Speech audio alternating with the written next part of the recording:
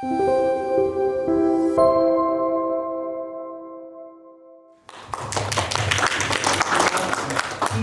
있는 희망그림 마을입니다.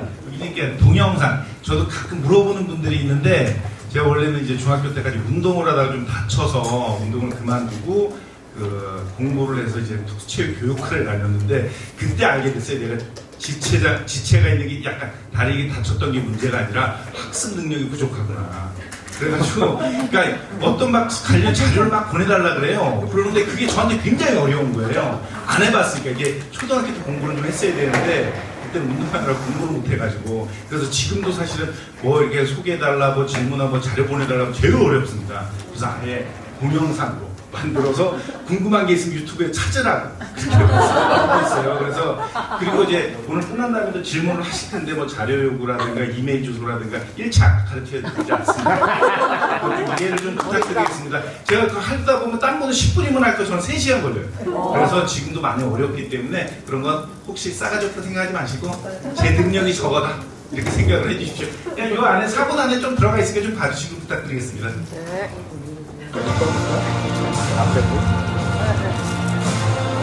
간단히 말씀드리면 희망그림 마을은 발달장애인과 발달장애인 가족, 처음에는 이제 발달장애인들 탈시설이 목적으로 해서 마을 만들기 사업을 하다가 장애인만 가지고는 마을이 구성이 안 돼서 장애인 가족들을 중심으로, 그래서 장애인 가족들을 중심으로 한 같은 마을을 만드는 목적으로 이제 진행이 되고 있습니다. 그래서 이제 도시의 성인 발달장애인 같은 경우 여기 있는 장애인들과 장애인 가족들은 대부분 경기도 안양을 중심으로 경기 남부 지역에 있는 장애인들과 장애인 가족들입니다. 그래서 현재는 발달장애인 20명, 그다음에 가족들 5가족 정도가 내려와서 마을 만들기 사업을 진행하고 있습니다. 사회적 농장 지정은 2021년도지만 사실 사업은 2009년도부터 시작을 했습니다. 그러면서 한 2번의 실패, 여러 가지 사업 아이템들의 부재, 실패 이런 것들을 겪다가 지금 사회적 농업을 중심으로 한 그런 마을 만들기 사업을 하고 있습니다. 그래서 이거는 이제 외부 사람들이 물어보면 저희가 이제 현재로서 가장 주된 사업은 사회적 농업이기 때문에 저희들 설명을 좀 하는 동영상을 좀 찍어놓고요. 그러니까 처음에 저희들 좀 보시면 사회적 기업부터 시작을 2010년도, 2009년도 사회적 기업 인증을 받아서 그때 농업 중심이 아닌 제조업 중심이었습니다. 그러다가 크게 한번 실패를 하고 한번 식품회사를 했다가 한번 크게 말아먹고 정신 똑바로 차려서 그때 알게 됐어요. 우리가 농촌에 있다는 사실. 그리고 우리 옆에 이런 과일이라든가 농작물이 자라고 있다는 것을 한번 망한다는 알게 됐습니다. 그래서 저도 원래 이제 장애인 통합지원센터를 운영하다 보니까 장애인들에게 필요한 통합 지원을 하다 보니 좀 많은 지식들을 좀 얻게 됐고요.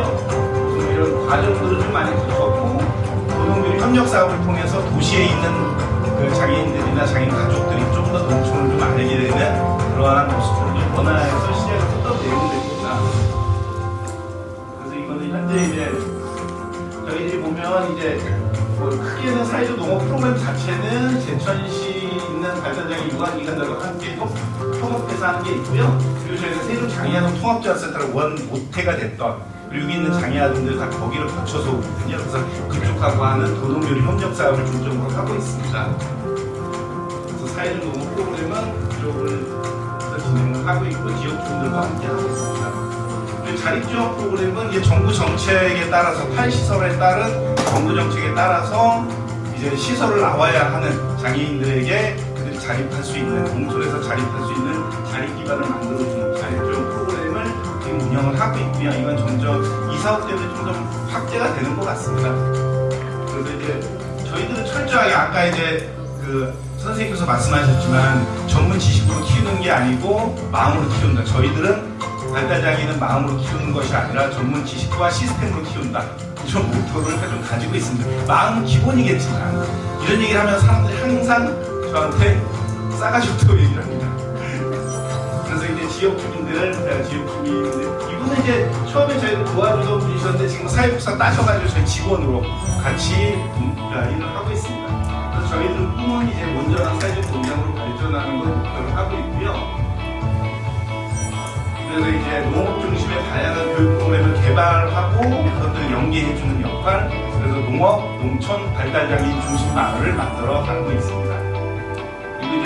그래서 저희는 약간 중점으로 하고자 하는 건 장애인 당사자와 가족을 함께 기능시키는 그런 프로그램을 주관하고 있습니다. 그래서 사회복지를 실행할 수 있는 공간을 확보하려고 지금 노력하고 있고요. 그래서 이제 올해 이제 주간활동센터나 방과후 주간활동센터, 활동보조 지원중단, 조기기관 이런 것들을 통해서 지역주민들하고 같이 사회복지 프로그램을 항의하려고 노력을 하고 있습니다.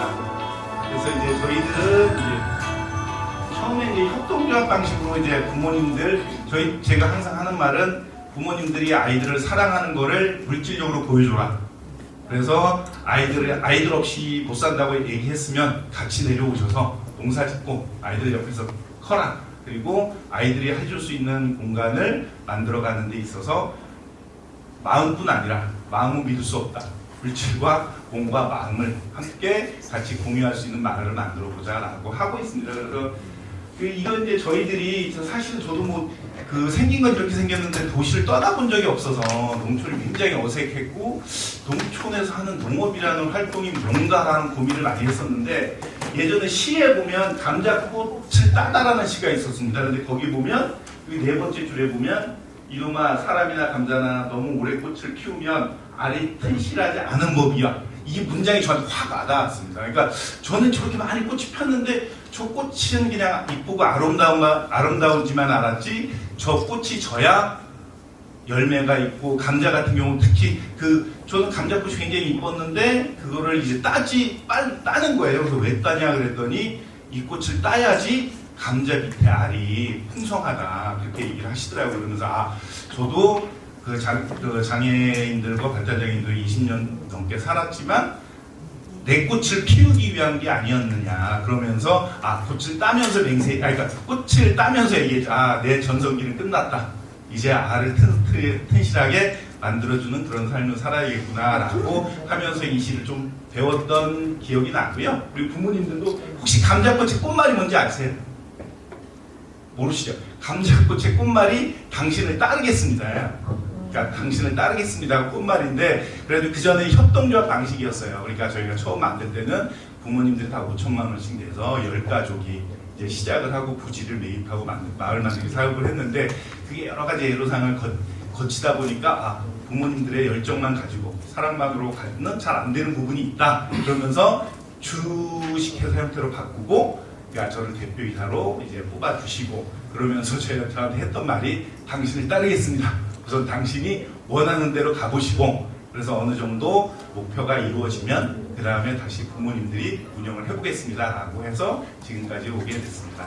그래서 사회적 농업을 통해서 많은 사업들을 사실 실패를 했지만 사회적 농업을 통해서 많은 것들을 배우고 있고 아마 저희들이 생각하고 있는 세상을 만들어갈 수 있겠다라는 확신을 굳혀가고 있는 상태입니다. 그래서 여러분들께서도 사회적 농업에 좀 더 많은 지식 제가 볼 때는 사실은 국가적으로는 이제 많은 지원 정책이 만들어졌기 때문에 그거에 대한 전문 지식과 시스템을 잘 접목한다고 하면 충분히 사회적 농업으로서도 어떤 사업적으로나 그리고 사회복지적인 개념으로나 발전할 수 있을 것이다 라고 생각합니다. 네, 감사합니다.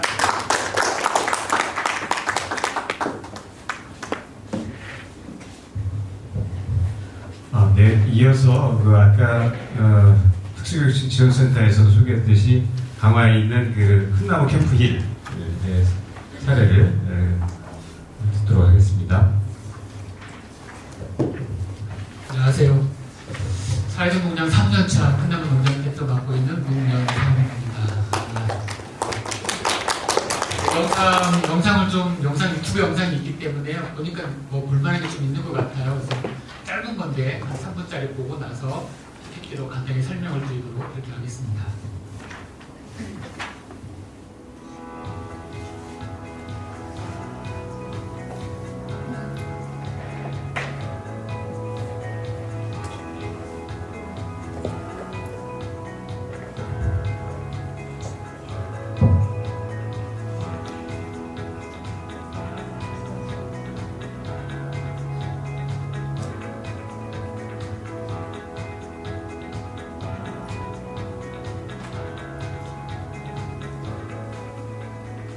대나무 캠프일은 발달에 장애가 있는 청년들하고 그리고 비장애인들이 같이 생활하고 그리고 일하고 먹고 사는 작은 공동체입니다.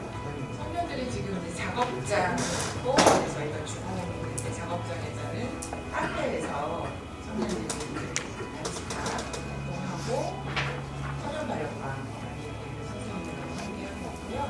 저희 농장에서는 선생님들 농사를 함께 짓고 있습니다.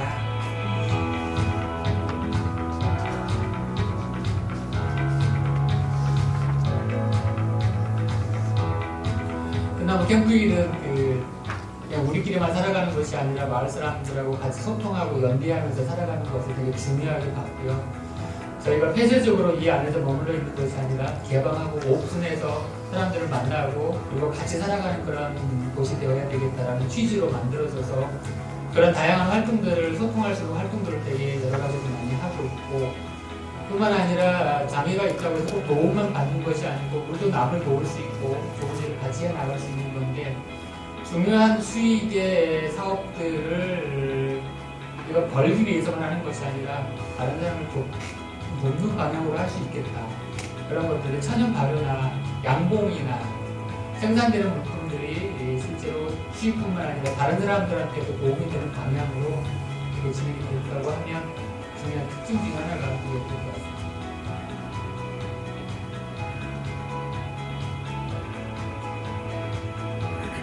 콩나무 캠프인이 장애 청년들이 스스로 자립하고 마을 안에서 살아가는 어떤 좋은 모델로서 사람들에게 많이 알려지기를 바라고요. 콩나무 카페는 발달장애 청년들이 여기서 일하고 자립하고 살아가고 있는 곳이니까 많이들 찾아와 주셔서 맛있는 커피도 드시고 청년들이 만든 맛있는 빵도 드셔보시고 좋은 경관에 오셔서 힐링하러 가셨으면 좋겠습니다. 감사합니다.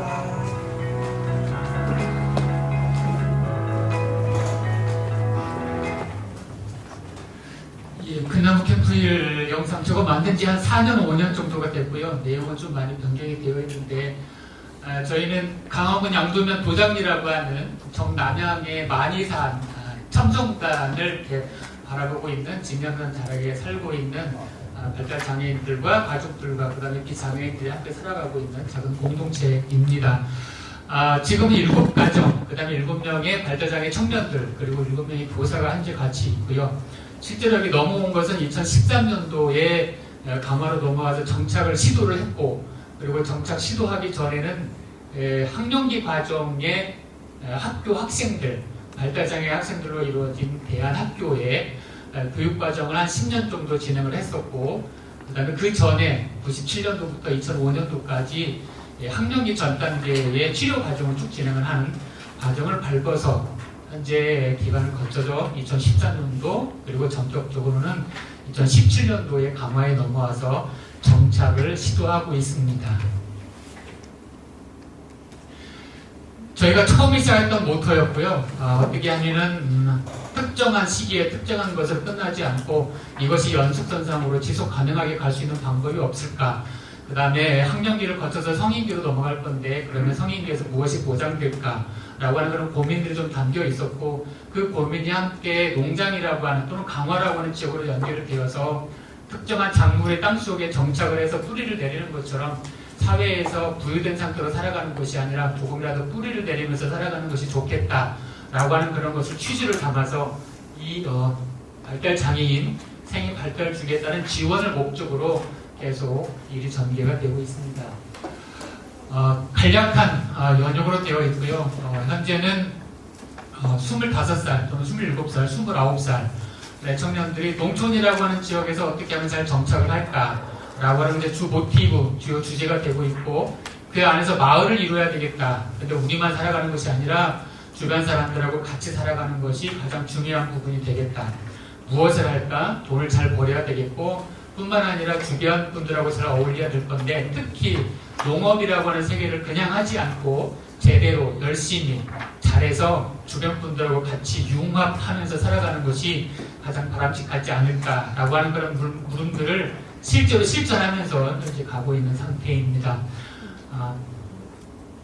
여기 나와 있는 건 방금 이야기했던 학령기 전 단계하고요. 학령기에서 거쳐왔던 상황들이고, 그 다음에 현재 2017년도 이후에 성인기라고 하는 지점을 시작을 해서 현재 한 6년차, 7년차 정도에 와 있는 내용을 아주 간략하게 담고 있습니다.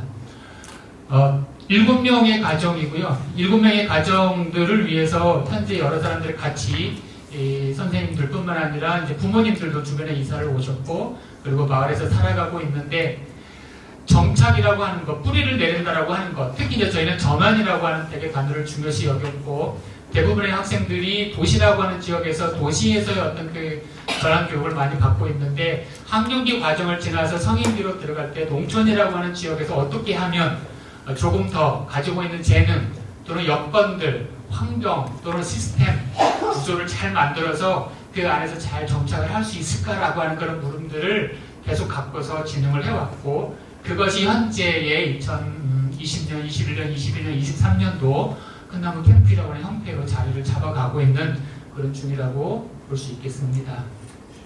울타리가 없어요. 상징적으로 써놨습니다. 그래서 사회적 농장은 청년들의 건강한 어떤 그 농촌 지역에서의 정착을 목적으로 그렇게 진행이 되고 있습니다. 2013년도에 부지를 매입을 했고, 그 다음에 2017년도에는 전격적으로 이주를 시도를 했고, 청년들이 함께 농사를 지으면서 연습을 해왔고, 그 다음에 현재 2023년도 3년차에 현재 와 있고요. 가지고 있는 농장은 대충 프로그램을 진행하기 위한 전환 농장이 청년들하고 같이 해야 되는 전환 농장이 하나가 있고, 그 다음에 부모님들하고 같이 농사 짓는 협동 농장이 또 있고요. 그 다음에 수익을 내기 위한 저 공용 농장이 실제로 수익 내는 농장으로 활용되고 있고, 양계와 양봉이 있는데 여러 가지 우여곡절이 있긴 하지만, 양봉이라고 하는 것을 10년 정도 강화에 들어오면서부터 주력으로 해나가야 될 상품화 할 수 있는 그걸로 갖고, 현재는 10년 정도의 기술을 가지고 양봉, 그 다음에 양봉에 해당되는 여러 부산물을 생산을 해나가고 있습니다. 6명인데 7가정으로 늘어나서 현재 진행이 되고 있고요. 저희는 이제 청년들의 가지고 있는 세계를 전환이라고 하는 어떤 교육의 내용들을 우리 안에서 잘 소화를 하고, 그 다음에 뿌리를 내리면서 뿐만 아니라 우리가 가지고 있는 시도했던 또는 해왔던 여러 가지 내용들을 주변에 있는 또는 인근 학교에 다니고 있는 또는 다른 사람들의 관심 있는 분들까지도 우리가 할 수 있는 영역들을 넓혀가서 사회적 농장이라고 하는 틀 안에서 우리가 할 수 있는 그런 농업이라는 세계 안에서 다른 분들한테도 직접적으로 혜택이 가면 좋겠다라고 하는 취지로 농업 활동을 현재 진행을 해 나가고 있습니다. 이런 연계 기관이 있고요. 그 다음에 이제 현재는 3년차, 어떻게 하면 이것이 5년차에서 프로그램 지원이 끝나면 거기서 끝나는 것이 아니라 좀 더 자리를 잡고 이 안에서 깊이를 만드는데 또는 구체적으로 살아가는 데 도움이 될 수 있는 길을 특히 상품화해서 만들어 가고 있는데요. 영상에서 봤던 카페인데, 그 카페는 새로 또 건축을 했어요. 그 카페와 농장이 연계가 돼서 카페에 있는 여러 가지 내용들이 또는 찾아오는 손님들이 농장하고 연결이 되고, 농장에서 청년들이 작업하고 사회적 농장을 통해서 만들어내는 제품들이 카페를 통해서 소화되고 판매되는 그런 방식으로 진행이 되고 있는 끝나무 캠프입니다. 간략하게 소개를 드렸습니다.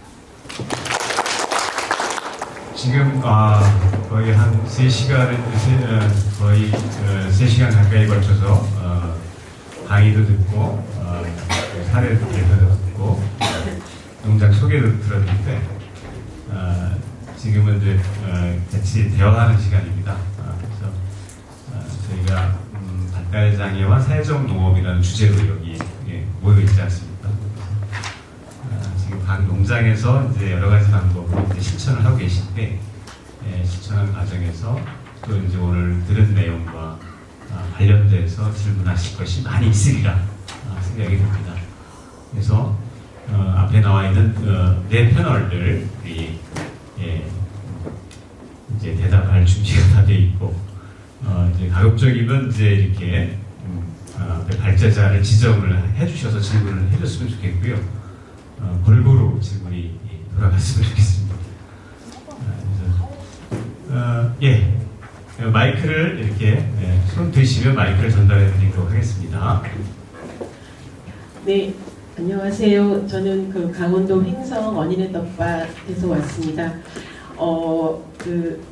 저희 그 농장에서는 여성농민 노인 중심으로 하다가 작년에 지역의 노인 성인 발달 장애인 그 보호센터에서 연계 지역 단체랑 어떻게 하다 보니까 농장에서 와서 활동하고 싶다라는 부분들이 있어서 연계해서 이제 매주 오게 되었고 사회적 농장 프로그램으로는 뭐 그 매주를 다 활동으로 넣지는 않고 이제 그래도 그 와서 농장에서 저희는 놀다 간다라는 표현을 이제 쓰기도 하지만 어려움이 있었는데요. 이제 교육청에서는 이제 연계 기관으로서 이제 역할을 해주셨는데 저희 횡성 지역에서는 아직 못 적인데 이제 교육청 계신 선생님께 질문이 아니고 예, 세 분 농장 분들에게 질문인데요. 저희가 1년 했는데 막 소리치면서 그러니까 저희가 지식이 좀 발달장애에 대한 지식이 부족했고 농업인들 강사이다 보니까 농업에는 잘 아는데 장애에 대한 부분들이 사실 지식이 없었습니다. 그래서 저희가 농장 활동하는 데 있어서 그 주간보호센터에서 생활보호 지도사죠. 그 장애인 활동보조라고 하시는가요? 예, 그런 분들이 오셔서 1년 했는데요. 막 돌아다니시고 소리 지르고 하셨고 근데 이제 소리 지르시는 분들은 그래도 농사활동에 뛰어다니시는 분은 그냥 뛰어다니다가 하루 이제 가고 이랬는데 올해 이제 또 이제 하려고 센터장은 하고 싶어 하는데 거기 오시는 분들 선생님들이 안 오고 싶다고 농장에 왜냐면 저희가 이제 말씀드린 것처럼 오시는 매주에 강사가 저희 있어서 한 것도 아니고 또 농업인들이 장애의 부분에서 지식이 있어서 어떻게 농업에 대한 교육은 하지만 다른 부분들을 못하니까 그거에 대한 불만족이 있어서 어려움이 있어서 올해 이제 그런 말씀을 하셔서 이제 저희는 또 다른 주간보호센터나 복지관가에 워낙에 계획이 없었는데 작년에 하면서 올해 계획을 세웠거든요. 해야 되나 이런 고민이 있는데 그런 부분을 혹시 어떻게 극복하셨는지 이제 물론 교육청에서 이렇게 오셨으니까 그러긴 할 텐데 생활 지도사들이 오히려 장애인들이 의사가 아니라 생활 지도사들이 같이 오는 사람들이 안 오겠다고 그래가지고 예, 그런 상황이 벌어졌습니다. 그리고 장애인들이 와가지고 막 뛰어다니까 그분도 같이 뛸 수밖에 없었던 상황들도 있었어요. 그래서 그런 부분이 있었는데 혹시 그런 농장들에서는 어떻게 이게 대처를 하셨는지 새 농장에 궁금합니다. 네. 그러면 새 농장한테 들어가시죠. 네네. 네, 그러면 여기 강대진 대표님부터 강 대표님 그리고 마지막으로 최대희 회장님. 근데 우선 기본은 농업과 자연치유를 구분했으면 좋겠어요. 농업은 저도 10년째지만 굉장히 힘듭니다.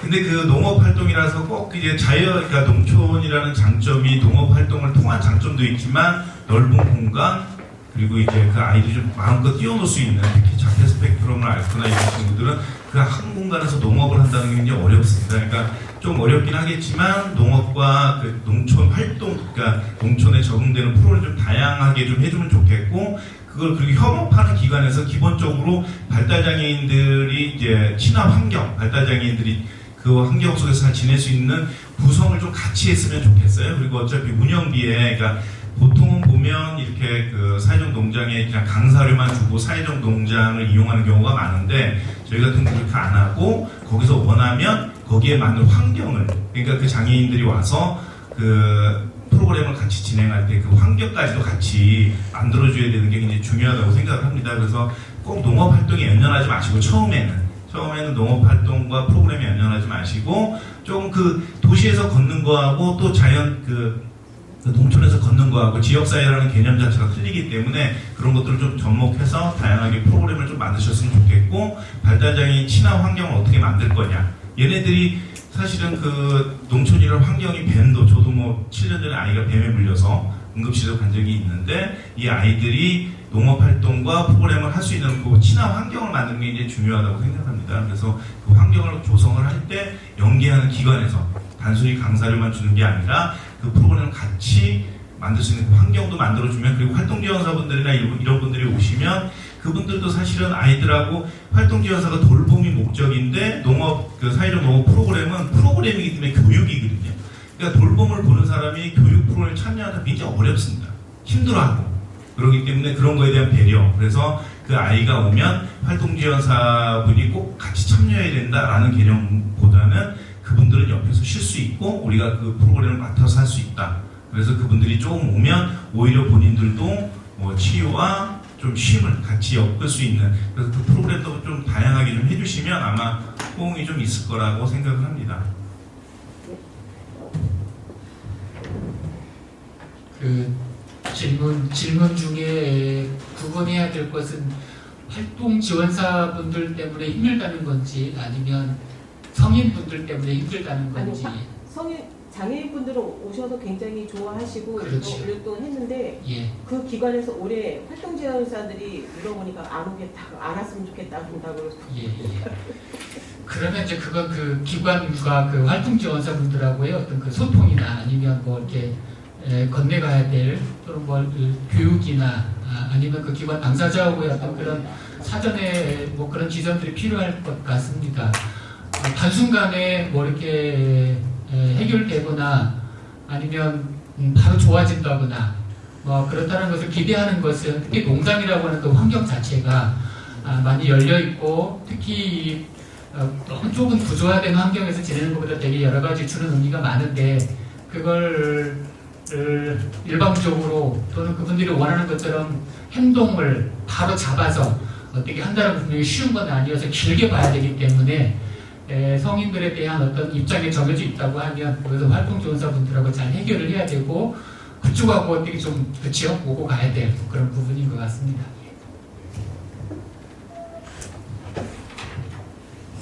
네, 그 앞에서 다 말씀해 주셔가지고 제가 이제 느낀 거로 이게 말씀하시는 거 들으니까 일단 저희도 이제 6년 동안 이렇게 했잖아요. 근데 그 아이의 행동이 좋아졌다라는 게 진짜 뭐 1, 2년 안에 된 게 아니라 어쨌든 짧아야 1년이고 굉장히 오래 걸려요. 그래서 뭐 뛰고 소리 지르고 이렇게 한다라는 것 자체를 굉장히 길게 보고 사실 하셔야 되는 거고 아까 전에 제가 말씀드린 것처럼 그런 문제 행동이 일어났을 때 주변의 반응이라는 게 굉장히 중요한데 지금 말씀 들어보면 그 활동 지원해 주시는 분들이 그걸 잘 대처하기도 힘들어 하시고 아무래도 좀 다들 나이가 좀 있으신 분들이 많다 보니까 그래서 제가 봤을 때는 준비가 안 된 상황에서 하는 건 오히려 좀 안 좋은 상황일 수도 있다고 생각이 되어지고 그리고 이제 그 이용하시는 발달장애인을 위해서 좀 도움이 되는 거는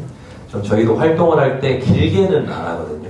딱 쪼개가지고 예를 들어서 뭘 심는다고 하면은 한 5분 안에 이걸 끝내고 차라리 기다리는 동안 뭐 어떤 걸 먹으면서 기다리더라도 다른 사람 활동을 기다리더라도 활동을 좀 쪼개가지고 이 사람도 제공을 하고 또 기다리고 하고 이런 식으로 좀 제공을 해줘서 이 공간에서 좀 적응할 수 있도록 도와주고 있습니다. 네. 예. 마이크 주시죠. 아니, 근데 죄송합니다. 아까 제가 이제 되게 그 강의해 주시는 부분에서 지금 사실 굉장히 발달장애인들의 문제로도 나타나고 있는 게 탈시설화잖아요. 네, 그 탈시설화에 대한이란 부분들을 저는 사회적 농업에 어느 정도 이렇게 접근을 할 수 있겠구나라는 생각을 사실 오늘 좀 다시 시각을 좀 제가 다르게 갖고 그 대안으로서 사실 아까 말씀해 주셨던 또 생애 주기 발달에 따른 그런 지원 체제가 그 좀 장기적인 플랜을 가지고 좀 이제 준비하고 있다면 아마 이게 반드시 필요한 부분이 될 수도 있겠구나라는 생각을 제가 오늘 또 다시 한번 하게 됐는데 근데 이제 그 지금 탈시설화에 대한 대안으로서는 결국은 직장에 대한 문제, 그러니까 직업에 대한 문제와 거주에 대한 문제 이런 부분들을 피해갈 수 없는 부분이기 때문에 혹시 이제 이것을 이제 제가 보니까 대표님들께서 이것을 준비하시고 지금까지 그런 과정들이 좀 있으셨다라는 생각을 제가 좀 했어요. 그래서 지금까지 그 부분에서 뭐에 좀 중점을 두고 나가야 되는지 그리고 앞으로 추후의 방향이 어떤 방향을 지금 가지고 접근을 하시는지 제가 좀 되게 궁금하다는 생각이 좀 들었습니다. 자, 그러면 이 질문에 대해서 가장 적합한 건 이제 문영상 대표님하고 박영인 대표님 두 분한테 답을 듣도록 하겠습니다. 농장하고 조금 다른 부분인데 실제로 방금 질문하신 그 부분에 대한 내용이 주요한 저희의 방향, 중요한 지점이었고요.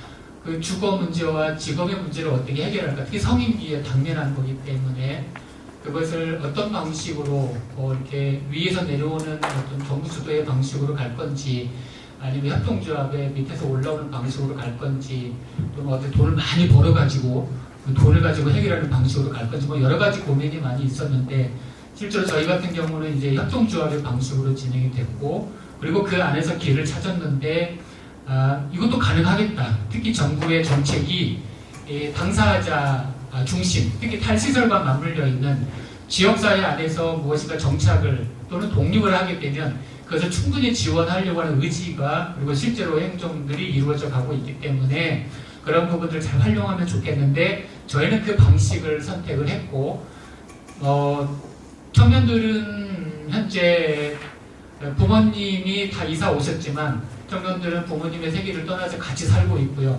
그 다음에 카페와 농장의 고용이 정식으로 다 됐어요. 고용을 해서 7년간쯤 활동을 하고 있거든요. 잘 먹고 살고 있고, 그리고 월급도 다 주고 있고, 7명의 직원까지 합쳐서. 그래서 이런 사례도 가능하겠다라는 지점을 보여드리고 있고, 그 중에 하나가 농장을 또 잘해서, 농장이 어떻든 간에 뭐 수익이 되냐 안 되냐 말이 많긴 하지만, 발달장애인한테 고용을 해서 돈을 얼마나 줄 수 있겠냐, 그런 질문이 많이 있긴 하지만, 그래도 이것도 꼭 직접적으로 돈을 버는 것이 아니라 뭐 6차 산업, 다른 사람들이 오도록 해서 돈을 떨궈뜨리고 가는 방식도 있거든요. 그런 방식들을 잘 활용을 해서 수익이 늘어나고 있어요. 그래서 고용도 늘릴 수 있겠다. 그러면 자체의 어떤 수익도 늘릴 뿐만 아니라 이와 관련된 정부의 지원들, 정책들을 잘 활용을 하면 충분히 가능하다고 보고 있고, 그것을 현재 진행을 해나가고 있습니다. 그러니까 사실 KTV라고 있죠. 국민방송, 국민들이 보지 않는 국민방송인데, 거기가 이제 보면 정책을 하면 돈이 보인다 그러면서 이제 발달장애인의 이제 지원 정책이 쭉 나와 있습니다. 그리고 27년도까지는 확정이 돼 있어요. 근데 지금 저희도 탈시설 아이들을 보면 연령별로 차이는 있지만, 장애인 연금 35만 원, 주거급여 15만 원, 생활급여 52만 원, 그리고 의료보험. 그래가지고 보통은 100만 원 넘게 현금성 지원이 이루어지고 있습니다. 그러니까 보통 탈시설하는 아이들은, 그리고 서울 같은 경우는 시설에 있던 아이가 탈시설을 해서 6개월 후에 1,500만 원 정도 자립지원금을 지급합니다. 그리고 경기도는 500만 원이고요. 그러니까 그거는 지자체 비용이라서. 그래서 제가 말씀드리고 싶은 거는, 장애인은 사실은 그 정책, 특히 발달장애인의 정책에 대한 것들을 많이 아셔야 됩니다. 그래서 발달장애인 지원법, 장애인복지법, 장애인 차별금지법부터 해서 특수교육진흥법도 있지만, 그러니까 그런 다양한 법률 우선 많이 아신 다음에 우선 질문으로 해결되는 건 없고요. 그래서 그 정확한 정책이나 이런 거 다 아시면, 그러니까 그 로드맵이라는 게 다 있거든요. 그리고 이제 보통 이제 그 정책이 나오고 그게 시행령까지 가려고 그러면 사실 5년 정도 시간은 걸리긴 하지만, 지금 보면 보건복지부에 들어가 보시면 장애인 종합생활계획이라는 부분이 있고, 그 안에 들어가면 탈시설 개념, 그러니까 탈시설의 개념부터 지원 정책까지 좀 다 나와 있습니다. 그러니까 그 부분을 자세히 읽어보시면 막연히 시설에 나가는 게 탈시설이 아니라 탈시설의 단계라든가 그런 구체적인 추진 계획이 좀 있습니다. 그래서 저도 지금 보면 사실은 부모님 없는 아이들이 훨씬 그 지원 금액도 많고, 또 부모님이 있다 해도 연령별로 만 30세가 넘은 경우 같은 경우는 가족 부모 부양 의무 제도가 약간 완화되는 측면이라서 아까 말씀드렸던 장애인 연금, 주거급여, 생활급여, 의료보험 이 대상 비용이 다 포함이 되거든요. 그래서 그런 내용들을 좀 자세히 읽어보시면 충분히 어떤 대안으로서의 사회적 농장이 큰 일을 저는 해낼 거다라고 믿고 있고, 발달장애인이 농촌에 산다는 건 어떤 비용의 발생이 아니라 투자적인 그 지역의 그러니까 현금성 지원뿐 아니라 당장 일자리를, 아까 얘기하신 활동지원사뿐 아니라 그 안에 다양한 복지 서비스를 제공할 수 있기 때문에 그 지역에서 발생할 수 있는 서비스 일자리도 굉장히 많이 늘어날 수 있다고 생각합니다. 그러니까 우선은 단순히 그러니까 한 줄의 내용은 아니고요. 전체적인 내용을 좀 이해하시고, 그 장애인 종합생활계획 그 5년마다 나오는 게 있는데 그걸 보시면 2027년도까지 확정이 돼 있습니다. 그래서 한번 자세히 좀 한번 읽어보시면 많은 도움이 좀 되실 거라고 믿습니다. 네, 장애인과 관련된 그 지원 사안을 강 대표님은 꿰뚫고 계시네요. 많은 도움이 될 것 같은데, 예, 지원금은 어느 정도 마련이 되어 가고 있는 거, 제도적으로 마련되어 가고 있는 것 같은데, 그것을 어디서 누가 라는 문제, 이런 문제 여전히 남아 있는 것 같습니다. 그래서 큰나무 캠프인이 또 그런 방안도 만들어 가고 있는 좋은 사례를 만들어 보여주고 있어서 조금 희망적이지 않는가. 대책 없는 탈시설은 또 다른 고통입니다. 네, 그러니까 그건 굉장히 중요한 질문이었던 것 같습니다. 이어서 우리 네.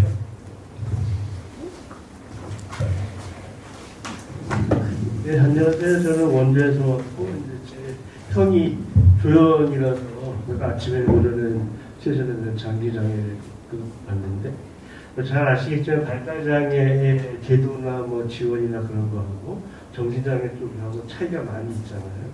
그래서 선생님 다행히 또 특수교육을 전공하신 두 분하고 또 실제 농장 운영하시는 분 두 분이셔서 이게 발달장애에서 또 조연으로 아쉽게도 불행한 힘들게 되는 경우도 있는데 농장에서 발달장애인 분들하고 조연인 분들하고 같이 할 때 그게 시너지가 있을지 그런 보고가 있는지 혹시 뭐 실제로 그렇게 해보신 경험들이 있으신지 그런 생각이 막 어떻게 생각하기에는 생활지도사나 아니면 서포트 하는 사람들이 같이 있다면 시도해 볼 만하지 않을까 그런 생각인데 실제로는 어떤지 궁금합니다. 이 질문은 고재현 선생님이나 네 분 다. 네. 현재 순서를 저기 우리 최대현 선생님부터 면접 보는 기분인데요. 제가 답변이 안 될 것 같긴 한데 저는 일단은 아까 말씀하신 것처럼 뭐 발달장애에서 뭐 조연으로 이렇게 갈 수도 있다라고 말씀하셨는데 저는 기본적으로 아동들 위주로 사실 봤기 때문에 그 아이들이 성인이 된 경험을 계속 하고 있긴 하지만 저희가 가지고 있는 경험이 없어서 사실 이 부분에 대한 답이 조금 약할 것 같아요. 근데 저는 모든 거에서 잘만 그 대상자를 잘 고려하고 상황만 만들어 가면 어떤 것이든 다 좋은 그 효과가 있을 거라고 보는 제 의견은 있습니다. 어려운 걸. 일단은 저희 특수교육 대상자 아까 제가 말씀드렸던 10개의 장애 범주에 정신장애는 들어있지가 않아요. 그래서 사실 그 이제 특수학급이나 이 학교 현장에서 특수교사가 정신장애 학생을 만나는 거는 굉장히 드물거든요. 그래서 말씀하신 것처럼 이제 성인이 된 경우를 만나기가 좀 어렵고 이제 뭐 저는 한 명을 알긴 해요. 그러니까 저 이제 학생이었는데 지금 이제 정신장애 조현병으로 치료를 이제 받고 있긴 한데, 그러니까 이렇게 그래서 따로 어떤 서비스를 특수교육적으로 지원을 하는 거는 사실 없고요. 이게 뭐 지적장애라고 해서 지적장애한테 딱 맞는 어떤 프로그램을 하고 자폐성 장애는 이걸 하고 이렇게 정해져 있지 않고 이제 뭐 장애명은 사실 그렇게 중요하지 않고 아이의 현재 뭐 특성이나 수행 수준이나 이거에 맞춰서 지원을 하는 거기 때문에 뭐 정신장애의 경우에도 뭐 이렇게 통합된 환경이 있다면 특수학급에 같이 있다면 저희가 아까 했던 그런 연계 프로그램에 충분히 뭐 같이 참여해서 할 수 있다고 저는 이제 개인적으로 생각을 하는데 아직까지 그 특수교육 대상자의 정신장애를 넣을 것인가 말 것인가에 대한 고민이 이제 정리는 아직 안 됐어요. 그러니까 계속 얘기는 계속 나오고 있는데 이제 정신장애는 그러니까 장애복지법상의 장애인으로는 분류가 되지만 특수교육법상에서는 아직 들어와 있지 않고 그냥 정서행동장애 이렇게만 되어 있어서 실제 아까 이론과 실제를 말씀하셨는데 이론상으로도 아직 좀 정립된 게 너무 없고 실제에서도 좀 보기 드문 상황인 것 같아요. 그냥 제 개인적인 소견을 말씀드리자면 활동지원사가 일단은 개인마다 다 계시니까 활동지원사가 계시다면 뭐 장애 범주를 이렇게 나누지 않고 같이 활동할 수 있는 뭐 여건을 저희가 만들면 된다고 생각하거든요. 처음에 사실 저희가 발달장애인과 함께 사회적농장에서 이렇게 일을 할 수 있을 거라고 생각하지 않았잖아요. 하면서 이제 만들어 갔던 것처럼 이렇게 함께 묶여서 이제 새로운 대안을 만들어가는 과정이 되면 되지 않을까 이렇게 생각이 듭니다.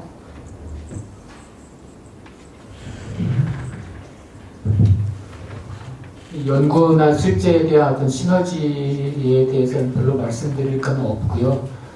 그리고 그와 상관이 없지라도 생각을 해보면 농업이 가지고 있는 좋은 장점 또는 땅에서 무엇인가의 작업을 진행할 때 주는 여러 가지 의미나 혜택들을 잘 고려를 해봤을 때 정신장애인분들도 와서 그런 작업을 진행하는 것이 굉장히 도움이 많이 되겠다라고 예상은 충분히 되고 있습니다.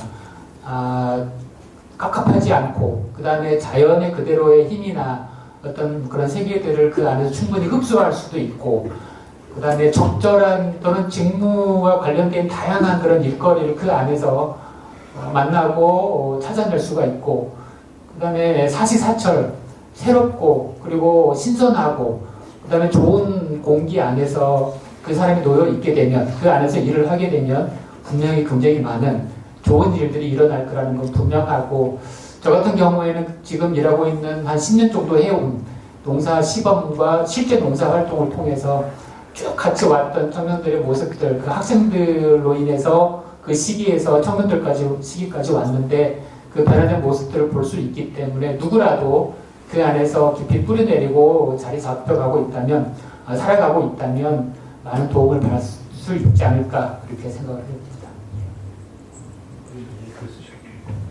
지금 이제 저희들은 주로 이제 그 성인 발달장애인이다 보니까 사실은 저희 같은 경우도 15%에서 20%는 그러니까 정신장애와 발달장애 같이 앓는 경우들이고 보통 장애인 탈시설에서도 그러니까 시설에서 제일 힘든 아이들이 발달장애이면서도 정신장애 같이 앓고 있는 경우죠. 그러니까 특히나 이제 발달장애라는 장애명 속에 이제 일반인도 정신장애를 앓는데 조현병이나 그 여러 가지 그 기분장애라든가 양극성 장애 여러 가지를 앓는데 장애인은 사실 이런 지적 지능이 떨어지거나 그 다음에 자폐 스펙트럼을 가지고 있고 더 많이 걸리거든요. 그래서 저희들도 보면 현재로서는 이제 지역 정신보건센터나 이런 데서 이제 정신보건 사회복지사분들이 얘기를 하셔서 지금 두 분이 이제 근무는 하세요. 청소하거나 그 다음에 마을에 이제 청소를 하거나 활동지원사로도. 그러니까 한 분은 조현병을 앓고 있지만 그러니까 활동지원사로 같이 일을 하거든요. 근데 이제 저희들이 하면서 약간 걱정스러운 부분은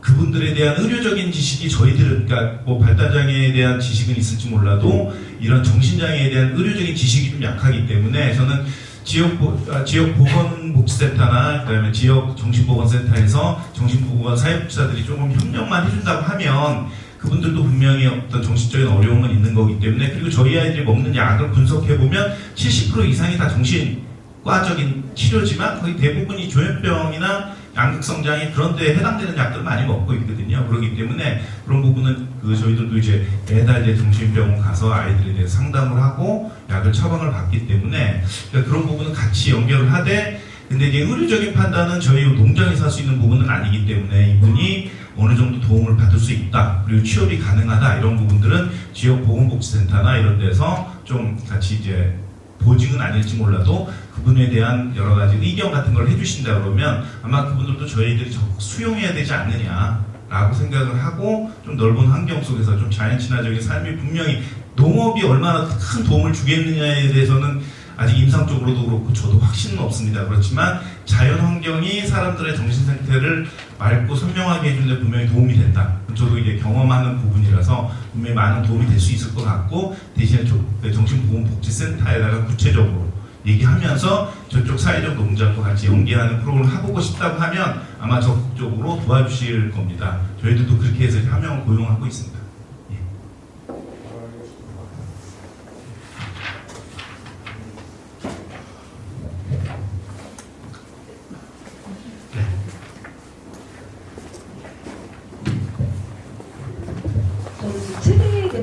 여쭤보고 싶은데요.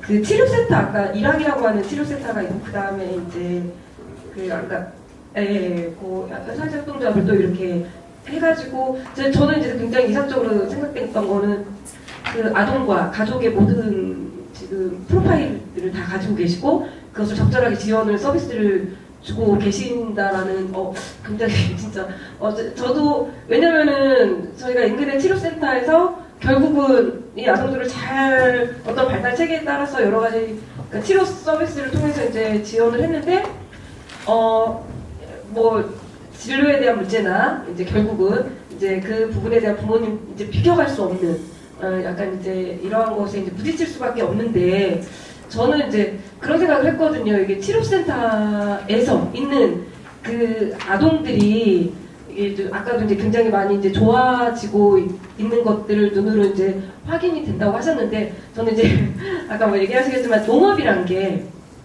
어느 정도 영향력을 끼치고 있는지 이 과정에서 저는 조금 그게 어떻게 보면은 어떤 일반적인 그러니까 뭐 임상적인 뭐 결과론보다 뭐 그런 것보다는 현장에서 느끼셨을 때 그 농업이란 게 실질적인 어떤 도움을 좀 받고 계셨는지 좀 약간 그런 것들을 좀 듣고 싶다는 생각이 좀 들었습니다. 네. 네, 다 질문이 조금 더 어려운 것 같아요. 일단 제가 이제 지켜본 바로는 아이들이 그 완주, 전주도 여기 뭐 다 비하면 좀 시골스럽지만 생각보다 흙을 안 만져요. 부모님들도 그 도시 농촌 생활에 대한 그런 것도 다 막연하게 잘 모르시고 근데 이제 6년 정도 하다 보니까 아이들이 어쨌든 그 식물을 대하는 태도라든지 예를 들어서 예전에는 진짜 상추라든지 뭐 토마토 따라고 하면은 진짜 줄기 끊어가면서 이렇게 했었거든요.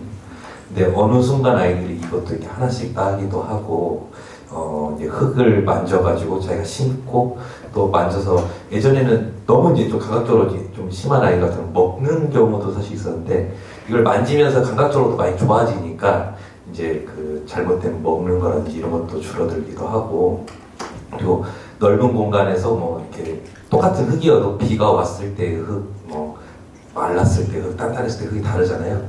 그런 것 자체만으로도 사실 굉장히 치료적인 효과가 있거든요. 감각적인 거. 아이가 공간에 대한 인식, 물질에 대한 인식 여러 가지가 다 좋아지는데 아까 전에 제가 이제 말씀드린 것처럼 농업이든 뭐 어업이든 뭐 공업이든 상관없다고 말씀드렸지만 제가 이렇게 지켜보니까 확실히 농업으로 하는 게 제가 봤을 때는 진짜 효과가 있다고 보여진다. 그러니까 이게 사회적 농업이 딱 어떤 수치적으로 이게 딱 연구가 돼 있으면 더 좋을 것 같긴 한데 제가 했을 때는 일단 치료실에서 제가 하루에 8시간, 9시간 근무하고 끝나고 집에 가면 진짜 힘든데 사회적 농업 3시간, 4시간 하고 집에 가면 좀 덜 힘들어요. 네, 제 자체가 조금 좀 답변이 되나요? 네, 그렇습니다. 네.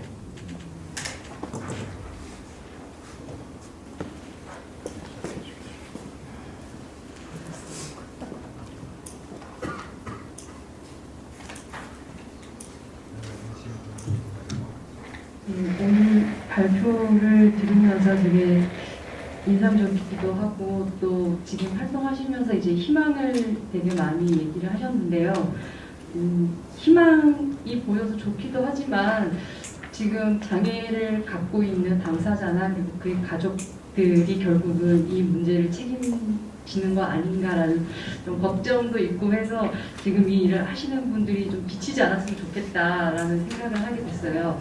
그래서 지치지 않고 개인의 어떤 고군분투를 끝나지 않으려면 지속 가능성을 생각하게 되는데 다른 두 농장보다 특히 그 키움협동조합 같은 경우에는 가족들이 지금 조합원으로 활동을 하고 계신 것 같거든요. 그리고 아까 말씀하셨듯이 이 지원 사업이 끝나는 동안 5천만 원을 모으는 것이 목표다라고 말씀을 하셨는데 협동조합이라는 조직 자체가 이제 단순한 친목 모임은 아니니까 지속 가능성에 대한 고민을 많이 하실 것 같다라는 생각이 들고요.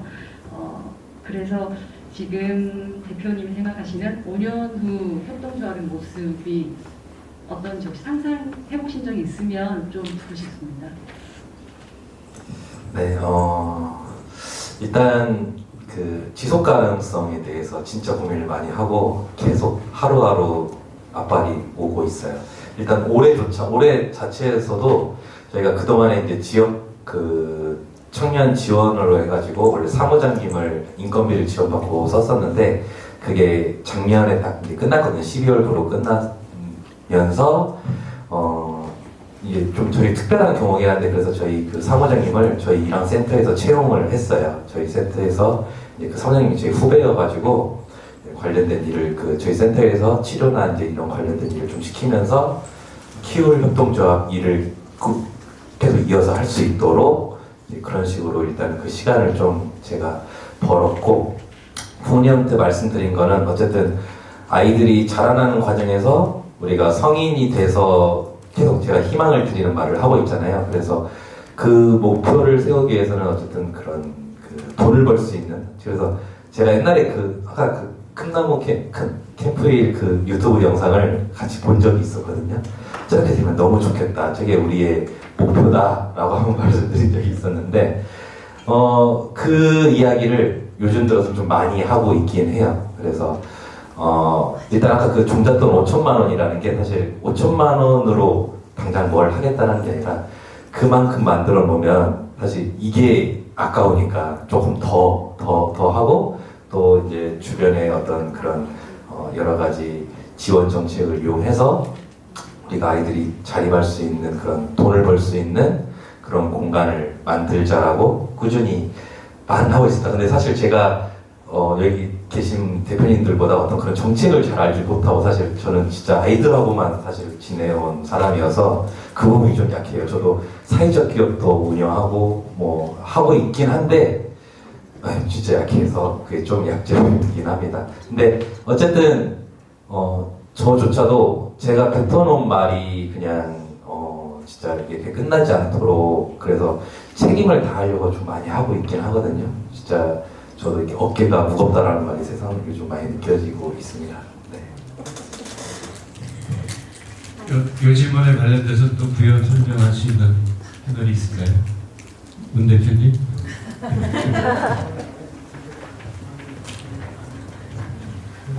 지속 가능성에 대한 물음은 되게 계속 오래전부터 그리고 지금도 그렇고 가장 중요한 질문이기도 하고요.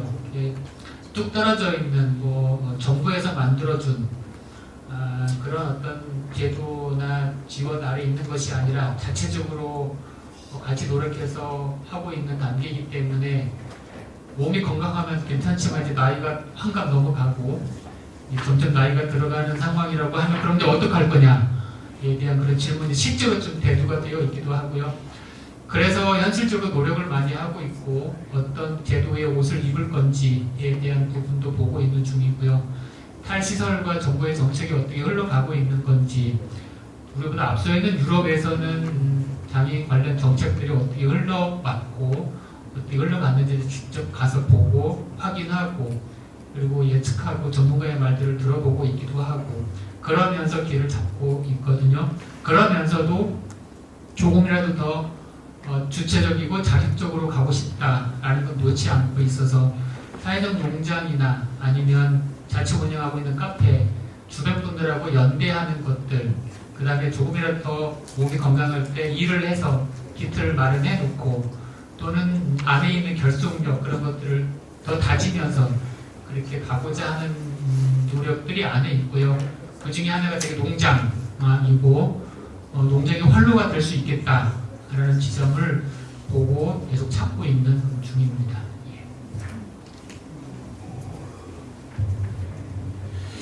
네, 사회적 농장의 지속 가능성에 대한 이야기는 지금 사회적 농장 협회에서도 그렇고 굉장히 큰 화두 중에 하나입니다.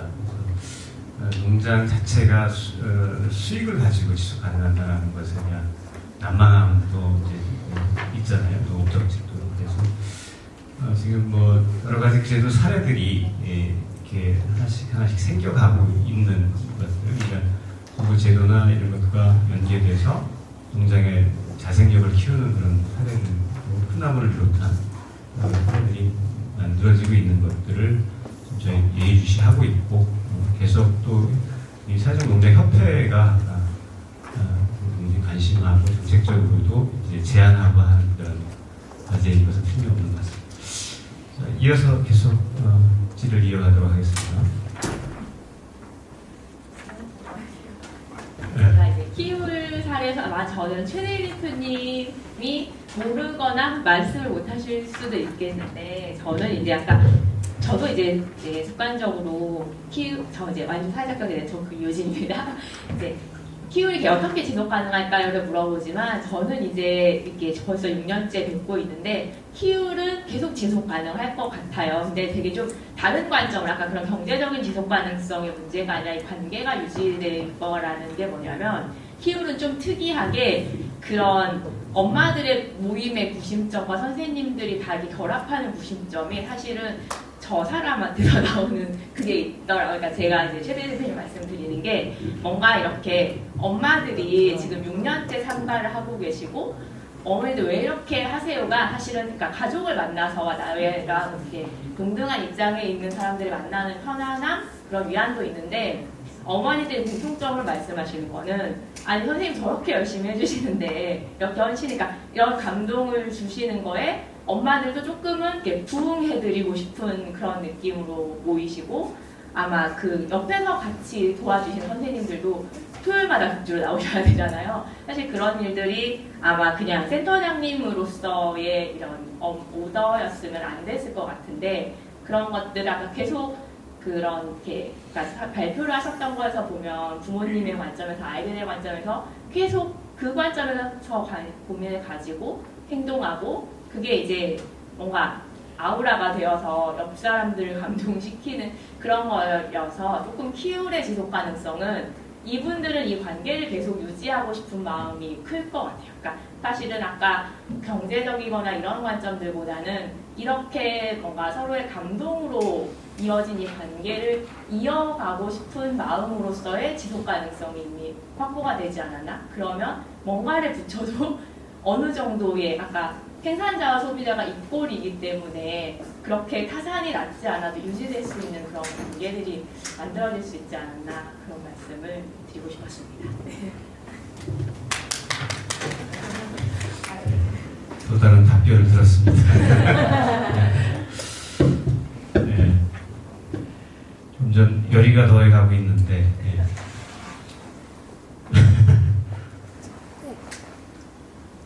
어떻게 할까요? 수고들 하셨습니다. 네, 나올 질문 다 나온 거죠? 예. 그러면 어떻게 우리 패널들을 위해서 다시 한번